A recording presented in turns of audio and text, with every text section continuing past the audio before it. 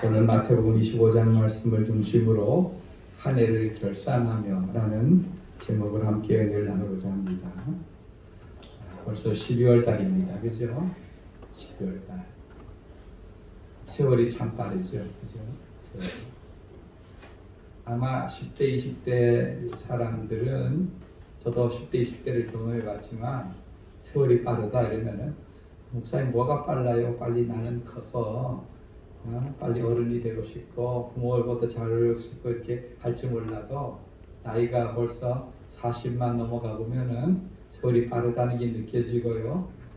저는 이제 60이 들어가 보니까 세월이 이게 뭐 한 주가 씩 하면 하루하루가 아니라 한 주가 지나가고 한 달이 지나가고 그죠? 세월하고 나이는 비례한다고 하잖아요. 그죠? 나이 먹는 만큼 빨리 달려가는 게 세월이고 얼마 남지 않은 것 같아요. 참 우리가 송구영신 예배를 드린 지가 그제 같은데 벌써 올해를 마지막하는 마지막 달에 접어들었어요. 여러분 한 해도 시작이 있고 끝이 있듯이 이 한 해 한 해가 모여서 우리 인생이 되는 것이죠. 우리 인생도 언젠가 시작이 되었다면은 반드시 끝나는 날이 우리에게도 찾아오는 것입니다. 여러분 우리는 그것을 죽음이라고 합니다. 세상 사람들이 이렇게 말합니다. 죽으면 끝이다. 죽으면 끝이다.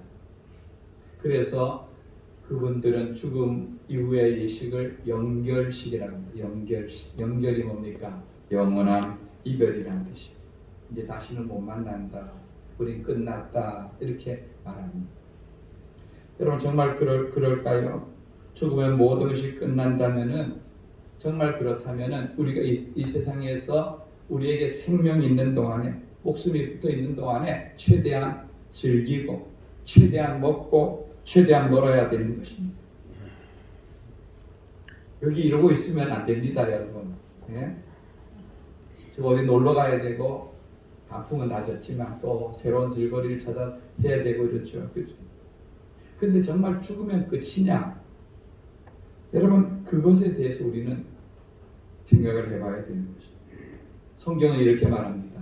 히브리서 9장 27절 읽어봅니다. 시작. 한 번 죽는 것은 사람에게 정해진 것이요 그 후에는 심판이 있다.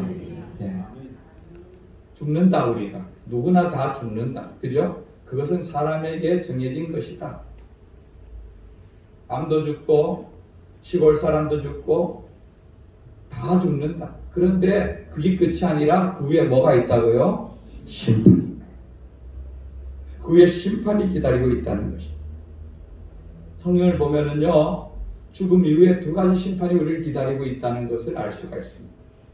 첫 번째 심판은 천국으로 가느냐, 지옥으로 가느냐 하는 이 갈림길에 대한 심판입니다. 여러분, 천국과 지옥의 공통점이 있습니다. 여러분, 천국과 지옥의 공통점이 뭘까요? 그것은 영원하다는 것입니다. 그 나라는 한 번 들어가면은 옮겨갈 수가 없다는 것입니다. 그래서 우리가 이 세상에서 생명 있는 동안에 내가 호흡이 있는 동안에 제일 중요한 것은 이 천국에 들어갈 준비가 되어 있느냐 하는 것입니다. 여러분 천국은 어떻게 들어갈 수가 있습니까? 예수님께서 이렇게 말씀하고 있습니다. 요한복음 14장 6절 읽어봅니다. 시작. 예수께서 이르시되 내가 곧 길이요 진리요 생명이니 나로 말미암지 않고는 아버지께로 올 자가 없느니라. 아멘. 우리 예수님을 통하지 않고는 우리 하나님 아버지 나라에 들어갈 자가 아무도 없다고 말하고 있습니다. 여러분 예수님은 천국 가는 길인 줄 믿습니다. 예수님은 천국으로 가는 진리 말씀이십니다. 예수님만이 우리의 영원한 생명 되시는 줄 믿으시기 바랍니다. 하나님은 죄인인 우리를 구원하기 위해서 이 구원자인 예수님 이 땅에 보내시고 그를 믿는 자는 그가 우리 죄를 다 사하시고 용서했다는 것을 믿는 자는 천국 갈 수 있다는 것을 예수님의 십자가를 통해서 우리에게 열어주셨습니다. 저는 이 자리에 있는 모든 분들이 다 이 구원의 예수님 십자가 예수님을 다 믿고 다 천국에서 다시 만날 분들이 되기를 주님의 이름으로 축원드립니다. 그러면 천국 가고 지옥 가고 그러면 끝이냐? 그렇지 않습니다.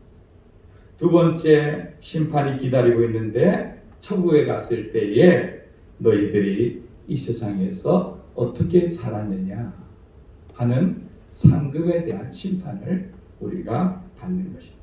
여러분, 천국에 들어간다고 해서 그 심판대 앞에 서지 않는 것 아닙니다. 천국에 가는 건 너무너무 중요한 일입니다. 십자가 위에서 예수님 믿고 천국에 간 강도처럼, 여러분, 예수님 돌아가실 때 양옆에 두 명의 강도가 그들은 달려 죽고 있었습니다.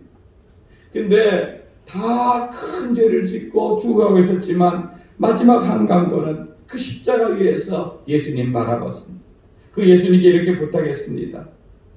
옆에 있는 강도 보고, 야, 너하고 나하고는 이 세상에서 다 죄를 지어서 이 십자가형 당하는 것 당연한 일이지만 저 예수님은 우리가 듣지 않았느냐? 우리가 듣지 않았느냐?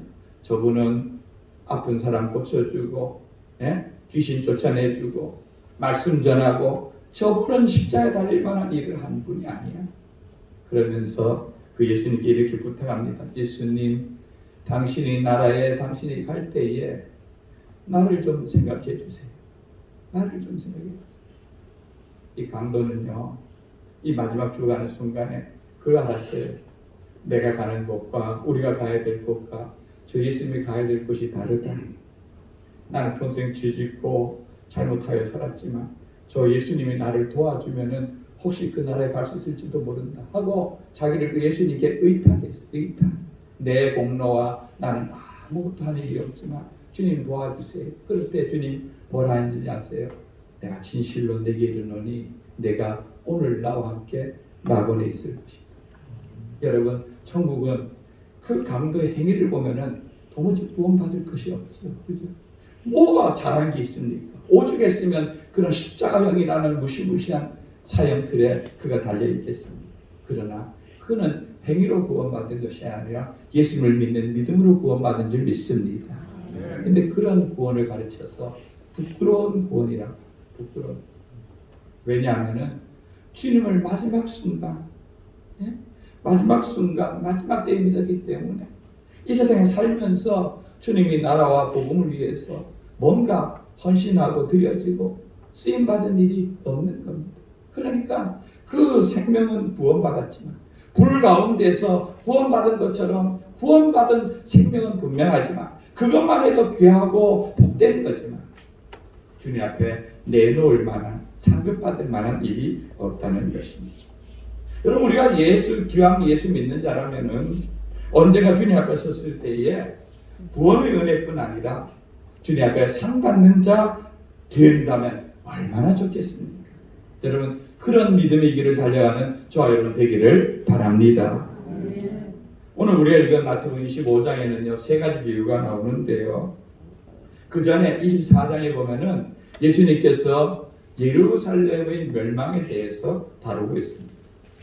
그런데 그것을 가만히 자세히 읽어보면은 이것은 예루살렘의 멸망이라고 하는 바로 현실적인 문제를 다루면서 앞으로 일어날 세계 멸망, 인류 종말을 예견하고 있는 것을 볼 수가 있습니다. 이거는 우리가 보면은 그 낮은 곳에서 보면 이제 제일 앞에 있는 산만 보이지만 그 뒤에 있는 큰 산맥들이 높은 곳에 올라가면 보이듯이 이거는 그런 것과 같이 예루살렘이라고 있는 현실적인 문제를 다루는 것 같지만 그 뒤에는 이제 인류 전체 멸망의 문제를 함께 다루고 있는 것입니다. 여기 보면은 우리가 깨어있지 아니하고 준비하지 못하면은 우리 인생에도 언젠가 종말이 올 때 탄식하고 후회하게 된다는 것입니다. 그러면서 25장에는 세 가지 비유를 우리에게 말씀하시면서 우리가 어떻게 종말을 준비해야 되는지 그리고 어떻게 살아야 되는지 하는 것을 우리에게 잘 보여주고 있습니다. 여러분, 우리는 인류 종말일 때도 기다리고 있지만 인류 종말이 안 온다 해도 우리 인생에는 언젠가 종말이 옵니다. 여러분 여기 100년 안에 여기 이 땅에 이렇게 살아있을 사람은 아마 없을 겁니다. 그렇죠? 모르죠. 뭐 한 50년, 70년 뒤에는 사람이 분명히 더 늘어날지 몰라도 그래도 다 우리는 다 100년 안에 대부분 다 이 땅을 떠날 사람들인 것입니다. 오늘 우리가 읽은 이 두 번째 14절 30절 말씀은 우리가 일반적으로 달란트 비유라고 우리가 알고 있죠. 한 주인이 먼 나라로 떠나면서 자기 종들을 불렀습니다. 그리고 각각의 재능대로 그들에게 자기 소유를 나눠주었습니다. 주인이 것을 나눠주는 것입니다. 그리고 오랜 시간이 지난 후에 주인이 돌아왔습니다. 그리고 종들을 불렀습니다. 야, 내가 너희들에게 각 맡긴 달란트를 어떻게 활용하고 어떻게 했는지 한번 우리가 결산하자. 그래서 왔는데 어떤 종들은 정말 그걸 가지고 열심히 장사하고 노력해서 주인 앞에 그걸 자기 주인이 주신 것을 갑자기 가지고 드렸습니다. 그렇게 착하고 충성된 종은 주인이 칭찬하며 주인이 자취차례에 초대하여 초청하는 축복을 누리는 겁니다. 그런데 반면에 달란트를 받은 것을 그대로 묻어두고 시간만 지나간 허비한 이런 사람은 그 주인에게 혼이 나고 바깥으로 쫓겨난다는 것입니다. 여러분 이것을 통하여 우리는 어떤 자리에서 어떻게 살아야 될지를 우리에게 그 길을 이 비유는 알려주고 있습니다. 첫째는 우리 각 사람에게 달란트를 주셨다는 겁니다. 여러분 저와 여러분에게 달란트를 주신 것을 여러분 믿으시기 바랍니다. 이 달란트라는 것은 금은의 중량입니다. 이거는 굉장히 큰 단위입니다. 우리도 1원짜리부터 만원짜리까지 있죠. 5만원짜리도 있죠. 그죠? 그러니까 돈이. 그죠? 근데 이거는 아주 금과 은을 재는 아주 가장 비싼 건데요. 이 달란트가 얼마나 되냐 하면은 숙련된 그런 기술자가 하루 노동하면은 받는 임금이 한 드라크마, 한 데나리온. 이 드라크마 데나리온은 똑같은 그런 은화의 이 은하를 말하는 건데 한 드라크마를 받는다고 합니다. 그러니까 한 달란트가 몇 드라크마냐 하면은 6천 드라크마라고 합니다. 6천 드라크마. 여러분 요즘 숙련된 기술자가 하루 일하면 얼마 정도 번다고 생각합니까? 예? 얼마 정도? 숙련된. 그러니까 초보자. 여러분 요즘 노가다 하루 가면 제가 얼마 버는지 몰라도 한 12만 원, 13만 원 뭐 이렇게 받는 걸로 알고 있어요. 그죠? 그거는 막 일하는 사람들. 가서 심부름하고 이렇게 시키는 대로 하고 이런 사람들이지만 그래도 20년, 30년 어떻게 베테랑된 그런 기술자들은요. 그보다 훨씬 많이 받습니다. 제 남동생 중에 한 명이 전기 기능공입니다. 기능공. 뭐 특별한 자격증이 없어도 30년 이상 전기 기술자로 활동을 했습니다. 그래서 내가 어제 전화를 해서 물어봤어요. 너 하루 일하면 얼마 받니? 이러니까 자기는 요즘 하루 일하면 22만 원 받는다고 합니다. 22만 원. 그러니까 전기 기술자는 22만 원 정도 왔는데 그러면서 목수나 타일공이나 이런 전문 기술자들은 하루에 한 30만 원 정도는 받는다고 합니다. 그래서 일당을 한 25만 원만 잡아도 한 달란트는 한 15억쯤 되어지는 돈입니다. 15억. 여러분 15억이라고 하는 돈은 결코 적은 돈이 아니죠. 저 서울이나 이런 데 가면은 뭐 아파트도 하나 살 수 없는 그런 돈이기도 하지만 우리 같이 시골에 사는 사람에게는 15억은 뭐 사업을 해도 뭘 해도 그죠? 뭘 하든지 우리는 너끈히 할 수 있는 그런 자본이 되는 겁니다. 그러니까 우리가 생각할 때는 5달란트는 많이 받았고 1달란트는 적게 받았다 이렇게 생각하는데 여러분 주인이 그 각 사람의 그 재능을 보고 여러분 그 사람이 그 맡겨진 것을 가지고 어떻게 활용할 수 있는가 하는 걸 보고 다 그 사람이 감당할 만큼의 달란트를 주셨다는 겁니다. 여러분 달란트 자체가 아까 말한 대로 이 15억쯤 되는 돈이라면은 뭐 75억 정도는 안 되어도 15억만 돼도 뭐든지 할 수 있는 것 아니겠습니까? 여러분 우리 주변에 보면은 정말 5달란트 받은 사람처럼 2달란트, 3달란트 이렇게 받은 사람처럼 정말 재주도 많고 정말 다재다능한 사람들도 많이 있어요. 저는요 정말로 재주 없는 사람 중에 하나예요. 예. 우리 찬양단 찬양하는 걸 보면은 야, 어떻게 목소리가 저리 좋을까? 참 저는 부럽습니다. 예? 그리고 악기를 제가 뭐 다룰 줄 아는 게 아무것도 없습니다. 그런데 저는 다른 거는 못해도 제가 또 할 수 있는 게 있더라고요. 가만히 생각해 보니까 제가 뭘 잘할 것 같습니까, 여러분? 예? 제가요 사실 우리 목회자의 세계에서는 다 목회자들이 각 그래도 교회에서는 대장 아닙니까? 제일 앞에 서서 교회를 이끌어가고 이런 사람 아닙니까? 뭐 교회가 작든 크든 관계없이. 그러니까 좀 나쁜 표현으로 교회에서 대가리가 아닙니까? 대가리 머리 그죠? 머리가 아닙니까? 그러니까 이 잘 모이면은요 잘 단합이 안 돼요. 다 자기 주장, 자기 색깔, 자기 개성이 정말 강했어요. 강했어요. 그래서 어떤 모임이든지 이 모임이 지속되기가 참 쉽지 않습니다. 근데 저에게 하나님께서 주신 달란트가 뭐냐 하면은 제가 어떤 모임이든 가 있으면은요 그 모임이 단합이 잘 되고 모임이 되고 거기 잡소리가 잘 나오지 않고 이렇게 하는, 쉽게 말하면 저는 잘 보이지 않는 존재이지만 그 속에 들어가면은 그 사람들을 어떻게든 하나로 만드는 그런 그런 능력이랄까 재능이랄까 그렇게 저에게 주어진 겁니다. 그래서 제가 전에도 말씀드렸지만 저는 신대원 졸업하고 나서 지금까지 거의 한 30년 목회 생활하는 동안에 목회도 했지만 한편으로는 목사님들을 모여서 같이 성경 공부하고 교제하고 이런 일들을 했습니다. 제가 밀양에서 목회할 때에 목사님들이 저 부산에서, 저 마산에서, 그 다음에 김해에서, 여러분 그분들이 밀양까지 오려면은요 2시간 이상 차를 타고 가야 됩니다. 2시간 이상 오면 2시간 또 가야 되는 거 아닙니까? 거기 가족들을 다 태우고 오고 가고 그 경비 필요한 거. 그러나 와서 함께 말씀을 나누고 같이 교제하고 음식을 나누고 이게 본인들에게 유익이 되어지고 힘이 되어지고 그러면서 그 사람들이 시리에 빠지고 어려웠던 목회자들이 힘을 얻고 다시 목회를 시작하고 또 개척을 하고 이렇게 나가는 걸 보면 그것이 또 저에게 기쁨이고 했었습니다. 그런데 제가 그 당시 제주도에 5개월 동안 그 훈련을 받으러 갔다가 와 보니까 이 모임이 한 5년 6년 지속된 모임이 갑자기 제 5개월 비웠는데 없어져 버렸어.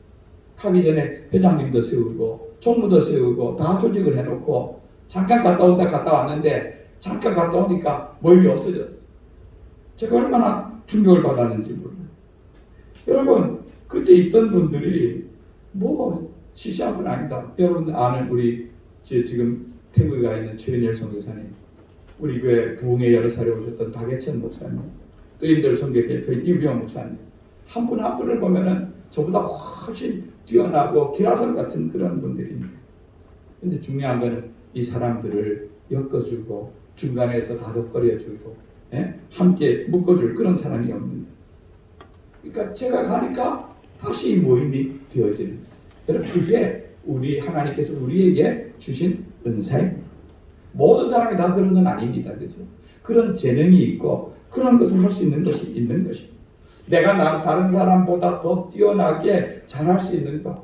나는 이런 부분은 내가 하나님께서 내게 주신 것이라 생각하는 그 부분이 여러분 누구에게나 있는 겁니다.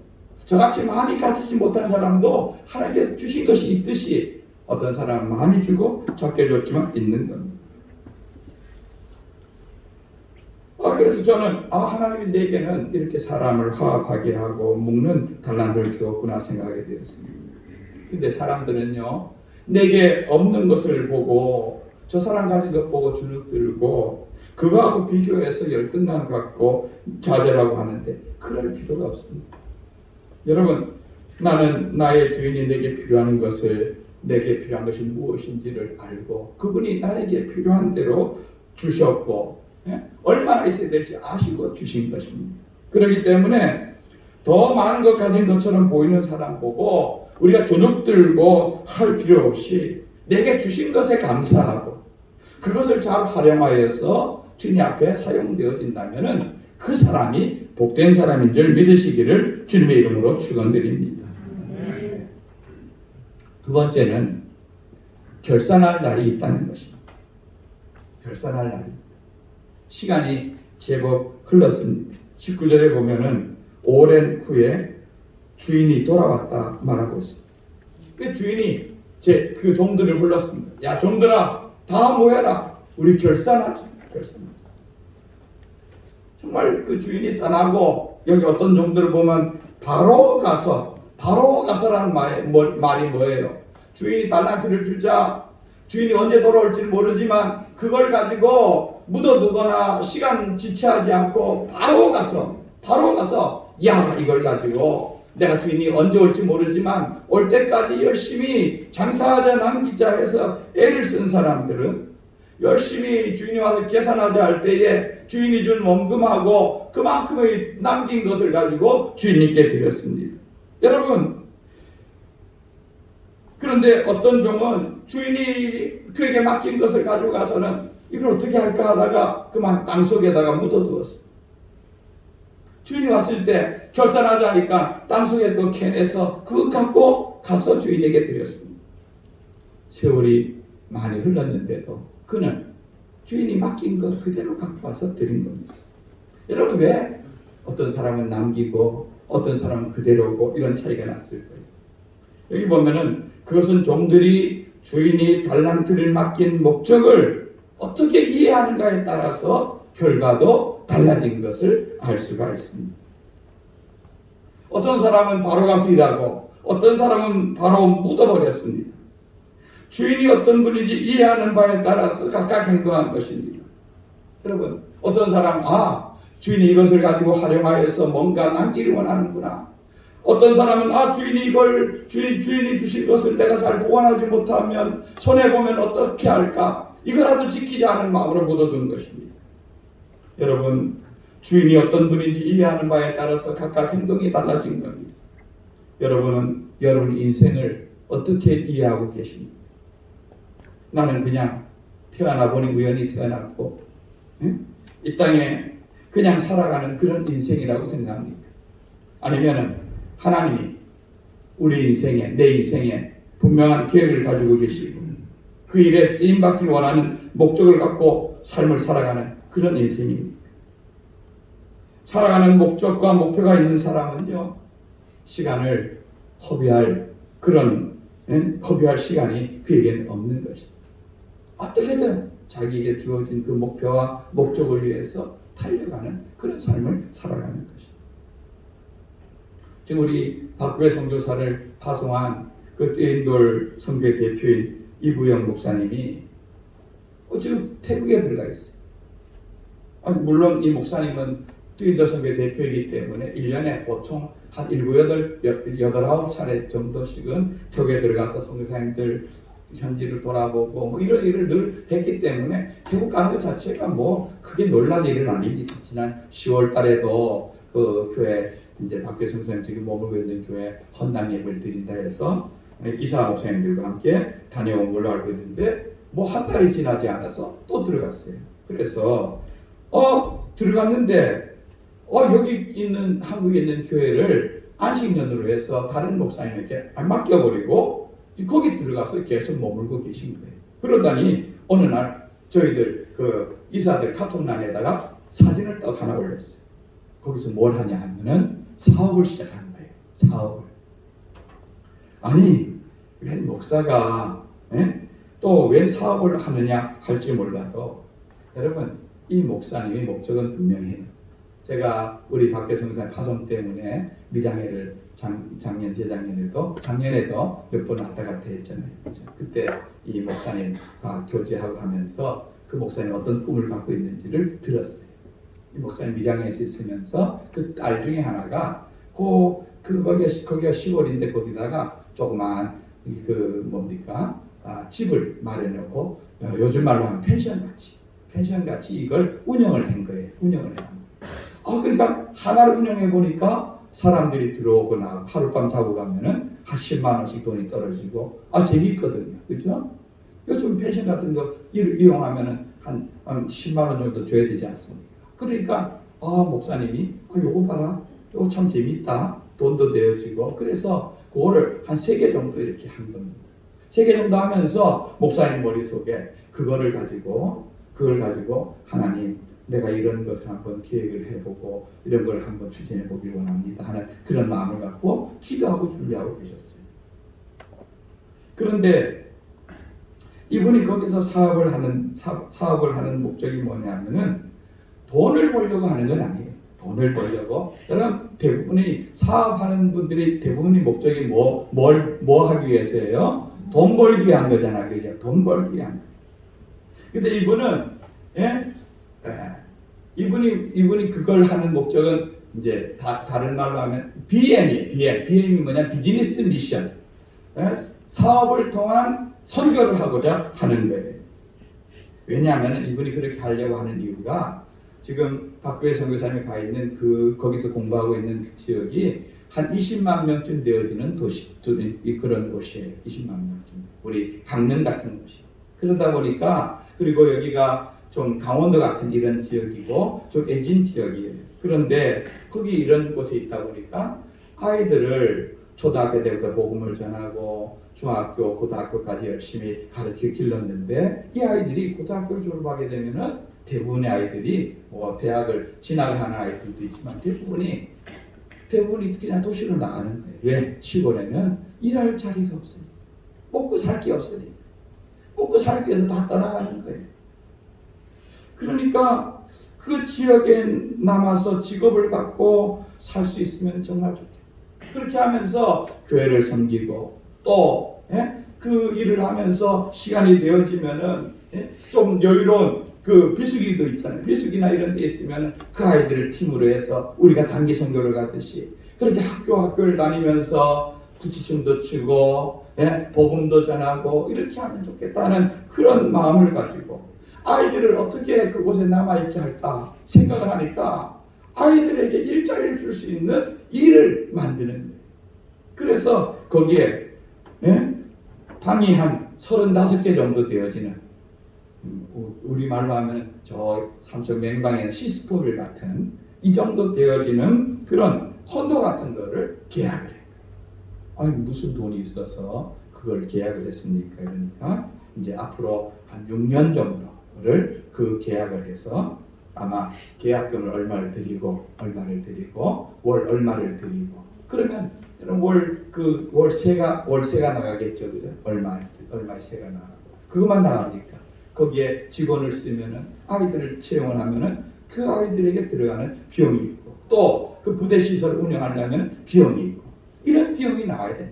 그러니까 돈을 벌 목적은 아니니까 월급 주고 또 가게세 내고 자기가 투자한 것 이제 그거 정도를 할 수 있고 그것만 하면 되는 겁니다. 돈을 이익을 남기고 그거는 부차적인 문제. 그거는 관심이 없고. 그래서 선교사를 파송하고 교회를 세우는 것도 좋은 일이지만 이렇게 사업을 통해서 고용을 하고 그 사람들 통해서 교회를 돕고 함께 세우는 같은 것도 멋진 선교적인 접근이 아니겠어요. 그래서 이 일이 그럼 자금을 어떻게 마련했어요? 내가 물어보니까 그 아들 중에 한 명이 초등학교 교사인데 그 교사로 들어가서 푼푼히 돈을 모아가지고 아버지 한번 꿈을 위해서 한번 세보세요. 1억이라는 돈을 줬다고 합니다. 그것을 이제 작은 미천으로 삼아서 이제 그 일을 시작했는데 앞으로 어떻게 될지 지켜봐야 되겠죠. 지켜보고 기도해 줘야 되겠죠. 그래서 저는 그분이 분명한 목적은 돈을 벌고 사는 건 아니지만 하나님 나라를 위해서 더 귀하게 그 땅에 쓰임받고자 하는 그 마음을 주님께서 귀하게 여기셔서 그 일이 잘 되어서 더 확대되어 나가고 그래서 많은 사람들이 함께 믿음의 기업으로서 그 안에 있어. 그죠? 여러분 젊은 학생들이나 청년들이 직장에 들어가서 또 믿지 않는 사람들이나 이런 사람들과 어울려서 신앙을 잃고 이런 경우가 얼마나 많습니다. 그런데 함께 그곳에서 예배드리며 신앙생활하며 교회 섬기며 선교하며 자기 직업도 갖고 할 수 있는 얼마나 좋은 일입니까? 이렇게 하나님께서 그에게 주신 재능과 마음을 따라 선교를 위해서 귀하게 쓰는 것 얼마나 복되고 귀한 일인지 모릅니다. 여러분 중요한 것은요. 우리는 어떻게든 인생을 다 살아가는 것입니다. 어떻게 살아가더라도 우리는 언젠가는 분명히 주님 앞에 서서 너 이 세상에서 주어진 70평생, 80평생 그 속에서 뭘 하다 왔니? 우리에게 분명히 계산하자고 하는 그런 날이 온다는 겁니다. 물론 우리는 우리에게 주어진 가정, 직장, 이 삶에 충실해야 됩니다. 그러나 그것에만 열심을 다했다고 해서 주님 나는 정말 가정생활 잘했습니다. 직장생활 잘했습니다. 아이들 잘 키웠습니다. 그것만 가지고 그것만 열심을 다했다고 해서 우리가 주님의 뜻에 100%다 했다고 할 수가 있을까요?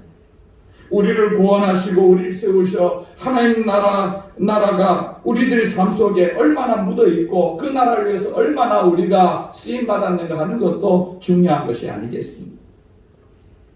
여러분에게 주어진 달란트 그것을 가지고 어떻게 주님께 드려서 어떻게 주님께 영광을 돌리는지 우리를 돌아보기를 원하는 것입니다.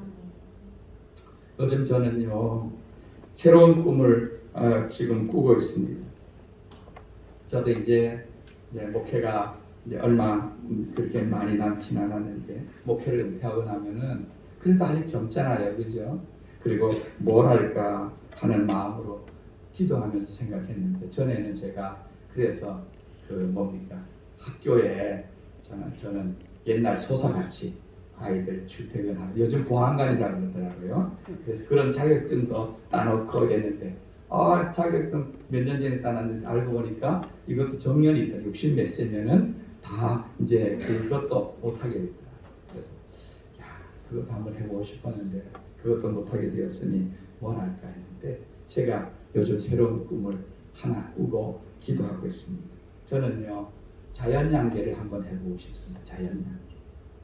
아니 목사가 갑자기 양계를 뭘 할까? 뭐 어떻게 할까? 이렇게 생각할지 몰라도 저는요 이런 일을 여기 오기 전에는 좀 해보기도 했고 직접 또 집사님께 맡겨서 해보기도 했고 이런 일 경험들이 있고 해서 한번 하면은 그런 일을 좀 한번 하면은 좀 잘할 것 같은 자신도 있고 이렇습니다. 그런데 분명한 것은 제가 돈을 벌기 위해서 그 일을 하지는 않을 것입니다. 교회에서 저에게 지금까지 제 생활비나 많은 부분을 감당해 주어서 자녀 키우고 또 먹고 살고 지금까지 정말 어려움 없이 잘 살아온 것에 대해서 저는 감사를 하고 있습니다. 그러나 제가 좀 풍성한 여유가 있어서 선교하는데 구제하는데 이런 일들에 제가 마음껏 나누면서 쓰지는 못한 것 또한 사실입니다. 그래서 내가 만약 그런 일을 해서 이익금이 생기면은 정말 그것은 하나님 나라를 위해서 좀 쓰고 싶다. 내가 먼 곳에 가서 이제 선교하기에는 늙은 나이지만 그러나 그곳에 가지 못한다 할지라도 여기서 함께 기도하며 또 함께 협력하고 한다면은 그래서 그런 일들을 내가 10년, 20년 할 수 있다면은 주님 앞에 섰을 때, 너는 나이 들 때까지 너가 할 수 있는 최대한의 재능과 힘을 다해서 정말 애쓰고 수고했구나 칭찬 듣는 자가 되지 않겠습니까? 하나님께서 어떻게 열어가실지 얼마나 건강 주실지 하는 것은 몰라도 저는 한 가지 그런 소망이 있습니다. 주님 보실 때 너는 참 착하고 충성된 종이었구나. 착하고 충성된 종이었구나. 비록 내가 너가 한 작은 일에 수고했지만 착하고 충성된 종이었구나 하는 그런 칭찬 듣고 싶은 마음이 있습니다. 여러분 저는 이런 마음이 저뿐 아니라 여러분에게도 함께 있기를 원합니다. 말씀을 정리합니다. 여러분 우리 한 주가 모여 한 달이 되고 한 달이 모여서 1년이 됩니다. 그리고 그런 1년이 모여서 우리 인생이 되는 것입니다.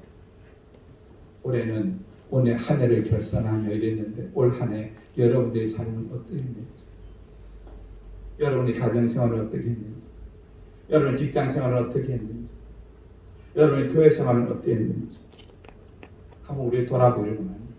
이대로 계속 쭉 가면 되겠는가? 아니면 좀 수정해야 되겠는가? 우리 자신을 돌아보기를 원합니다. 그리고 우리에게 남은 날들을 더 충성된 자라 주님께서 칭찬 듣는 그런 복된 성도들 되시기를 주님의 이름으로 축원드립니다. 아멘.